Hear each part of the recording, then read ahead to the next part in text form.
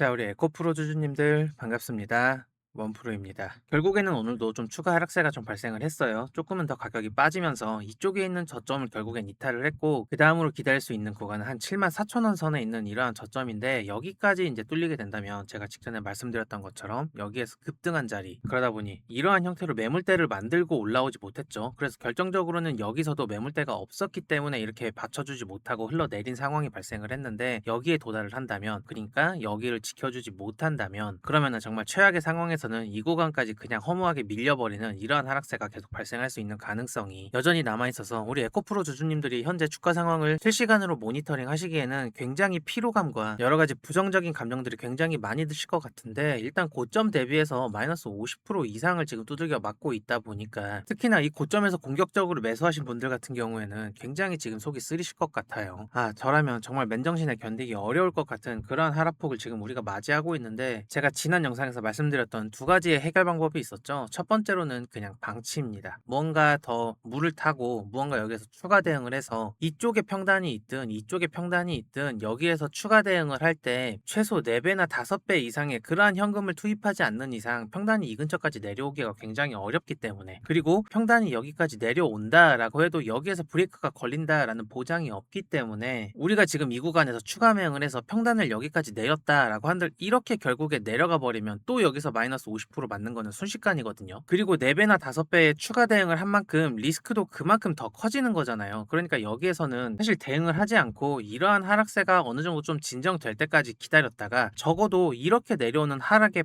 폭이 이렇게 작아지는 형태까지는 봐야겠죠. 그러려면은 이게 지금 일봉이기 때문에 시간이 상당히 소요될 수 있다라는 점을 우리 주주님들이 염두하시면서, 제가 두 번째로 제안드린 방법은 지금 변동성이 굉장히 크게 발생하는 그러한 종목으로 넘어가서 현재 확보하고 있는 남아있는 현금을 다른 종목에 투자하시는 방법을 저는 좀 추천드리고 있어요. 이거를 그냥 무작정 다른 종목에다가 돈을 넣어라 이렇게 무책임하게 말씀을 드리는 게 아니라, 가령 우리가 여기에서 1억을 샀다라고 가정을 해볼게요. 그러면은 우리가 지금 여기에서 마이너스 5천만 원이 넘어가는 이런 상황일 텐데, 그러면 실질적으로 이 잃어버린 5천만 원을 살리기 위해서 우리가 4배 5배 물을 타버리게 되면은 이게 들어간 포지션 크기가 5억이 되고 6억이 되고 이렇게 되잖아요. 그래서 그 5억과 6억의 평단이 여기에 잡혀 있는 거고, 근데 이게 이렇게 내려가서 다시 마이너스 50%를 또 맞는다 그러면 그 5억에 대한 마이너스 50%면 2억 5천이에요. 그러니까 우리가 결국에는 5천만 원을 살리려다가 마이너스 2억 5천까지도 볼 수 있는 이런 상황이 발생할 수 있다라는 거죠. 그러니까 지금은 우리가 상황을 조금 냉정하게 판단을 해야 되고, 여기에서 지금 잃어버리고 있는 금액 때문에 우리가 지금 이런 좋지 않은 흐름에 묶여있을 필요가 없다라는 거예요. 최소 우리가 물타기를 하고 싶으면, 추가 대응을 정말 하고 싶으면, 이렇게 내려오고 있는 차트 자체가 내려오는 폭이 점점 줄어들면서 고점이 이렇게 반등 고점이 점점 낮아지는 형태가 만들어진 뒤에, 그 다음 이 첫 번째 고점을 돌파하는 거를 보고, 그리고 나서 추가 대응을 여기에서 되돌림에 할지 말지 이거를 그때 고민을 해야 되거든요. 그런 상황이 만들어지지도 않았는데, 여기가 저점인 것 같아, 여기가 매물대가 있으니까 여기에서 한번 해보자, 여기에서 이거 두들겨 맞을 수 있는 가능성에 대해서 생각 하나도 하지 않고, 그러면 여기까지 이렇게 밀렸을 때 또다시 이렇게 내려와서 여기서 매물대니까 여기에서 또 대응을 해보자, 근데 여기 매물대도 이렇게 그냥 지나가 버릴 가능성을 우리가 완전히 배제를 할 수는 없잖아요. 그러니까 이거에 대한 끝은 알 수 없고, 결국에는 이런 하락세를 막아줄 수 있는 거는 외국인이나 기관계 혹은 연기금 등이 막아줄 수 있는 건데, 현재 다 매도 중이잖아요. 그러니까 지금 이 상황에서 우리가 공격적인 대응을 하는 거는 정말 말 그대로 공격적인 대응일 뿐이지, 그 공격이 나한테 어떻게 돌아올지, 내가 진심으로 휘두른 그 주먹이 내 얼굴로 날아올 수도 있는 그런 상황이 발생할 수 있기 때문에, 조금은 침착하고 상황을 이성적으로 판단하실 필요가 있습니다. 말이 조금 샜는데, 만약에 위에 이렇게 1억이 물려 있어서 여기에서 지금 우리가 마이너스 5천만 원을 보고 있다면, 우리가 남아있는 현금이 각자 개개인마다 사정이 다르겠지만 이 5천만 원만 다른 데서 벌어오면 되잖아요. 유동성이 풍부한 종목에 가서 단타를 치셔도 되고, 아니면은 다른 포트폴리오를 구상하시면서 거기에서 발생한 수익이 5천만 원이 넘어갈 때, 그러면 그때 이 에코프로의 손이 것 같아지잖아요. 물론 얘가 이 금액에 머물러 주는 거가 전제 사항이겠지만, 이런 식으로 우리가 투자를 하는 과정에서 리스크를 관리를 하면서 임해야 오랫동안 살아남을 수가 있어요. 그래서 결과적으로 지금은 에코프로 차트를 보시지 말고, 이미 물려있는 포지션 같은 경우에는 그냥 그냥 방치하셔라. 사실 에코프로가 상폐될 가능성은 아직까지는 없다고 봐야 되잖아요. 2차 전지 대장주니까. 그러니까 상황이 뭔가 개선되는 그러한 그림이 만들어지기 전까지는 우리가 이거를 방치를 하거나 아니면은 내가 이거를 정말 빠르게 만회를 해야 된다 싶으시면 적어도 에코프로 차트에서가 아닌 다른 종목에서의 방법을 찾아보는 게 좋겠다. 저는 그렇게 생각을 하고 있어요. 그런데 우리 에코프로 주주님들이 사실 다른 종목에 넘어가서도 뭔가 수익률을 극단적으로 끌어올릴 수 있는 아니면은 이런 에코프로에 물려있는 금액만큼의 손실을 만회할 수 있는 그러한 수익을 달성하기 어려운 주주님들이시라면 지금 시청하고 계시는 영상 본문에 보시면은 이렇게 문자를 남길 수 있는 링크와 번호가 있습니다. 이쪽으로 구독 인증만 해주시면 현재 주주님들이 처해 있는 상황을 객관적으로 인지를 하고 그 다음 스텝을 어떤 식으로 대응을 해야 좋은 방법인지 그거에 대해서 같이 강구를 할 수 있거든요. 그리고 본문뿐만 아니라 이렇게 영상을 내려보시면은 댓글창에도 이렇게 똑같이 링크와 문자를 남겨뒀습니다. 그러니까 이 부분을 참고하셔서 지금 어려움을 겪고 계시는 우리 주주님들께서는 혼자서 해결하기가 힘드시다. 그리고 어떻게 대처를 해야 될지 어떤 방법이 가장 좋은 대응인지 잘 모르겠다. 이렇게 판단이 안 서시는 그런 주주님들 같은 경우에는 이렇게 링크나 번호를 통해서 문자를 남겨두시면 제가 드릴 수 있는 도움을 좀 적극적으로 드려보도록 하겠습니다. 그러면은 지금 우리가 에코프로 개별 종목에 대해서 현재 대응할 수 있는 방법에 대해서는 사실 방치라고 말씀을 드렸던 것처럼 다른 기회들을 찾아가기 위해서는 우리가 전반적인 시장 상황을 좀 객관적으로 분석할 수 있어야 되거든요. 그래서 현재 오늘 시장이 이렇게 오전에 조금 내려왔다가 지금 오후에는 강하게 이렇게 올라오면서 코스피 같은 경우에는 매수 사이드카가 또 걸렸죠. 뭐 어제는 매도 사이드, 오늘은 매수 사이드 이렇게 굉장히 어지러운 장세가 계속 지속적으로 유지되고 있는데 코스닥 같은 경우에는 직전 저점을 한 번 더 깼기 때문에 조금 더 상황을 지켜봐야겠지만 코스피 같은 경우에도 이렇게 중요한 유동성을 따기는 했어요. 그래서 지금